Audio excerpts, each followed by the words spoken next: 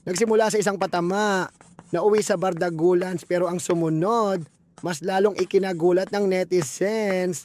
Mga kachisflix, may bagong issue na naman na pinagkakaguluhan ngayon online at nagsimula ito sa isang simpleng patama na nauwi sa matinding sagutan.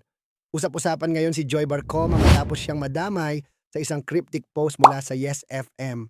Sa naturang post may tanong na tila patama. Sinong Jay ang bully nung estudyante pa siya?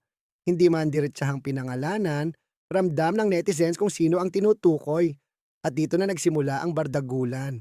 Dahil hindi ito pinalampas ni Joy. Sa isang matapang na sagot, ang sinabi niya, sinong Y ang radio station na Cloud Chaser?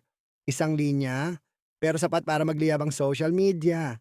Maraming netizens ang natuwa sa kanyang pagiging palaban, habang ang iba naman ay nagsabing baka lalo lang nitong pinalaki ang issue. Pero hindi pa doon natapos ang lahat. Matapos ang palitan ng sagot, may isang ka-schoolmate naman si Joy na mukhang nakisabay sa clout at sinabing, yes, naging bully nga daw si Joy. Naglabas si Joy ng mas mabigat na depensa. Ibinahagi niya ang screenshots ng isang lumang conversation na ayon sa kanya ay nangyari noong siya ay 15 years old pa lamang. Sa nasabing screenshots, may mga sensitibong usapan na agad ikinagulat ng netizens at dito na tuluyang nag-iba ang direksyon ng issue. Mula sa simpleng bully allegation, napunta ito sa mas seryosong usapan tungkol sa boundaries, edad, at accountability. May mga netizens na agad na kumampi kay Joy. Sinasabing dapat ding tingnan ang kabuuang konteksto ng kanyang ibinahagi.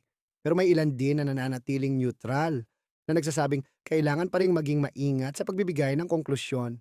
Sa gitna ng lahat ng ito, isang bagay ang malinaw, ang issue na nagsimula sa isang cryptic post ay lumaki at naging mas komplikado dahil sa mga sumunod na revelasyon. Ngayon, ang tanong ng marami, ito ba ay simpleng depensa laban sa akusasyon o isang mas malalim na kwento na unti-unting lumalabas? Sa social media, isang post lang ang kailangan para mag-viral, pero ang epekto nito, maaaring tumagal. Mga kachisflix. Sa tingin nyo, tama ba ang naging paraan ni Joy sa pagdepensa? O mas lalo lang nitong pinainit ang sitwasyon? Comment down below. Gusto naming marinig ang opinion nyo. Subscribe para sa mga susunod na ulat at chismis. Chisflix sana!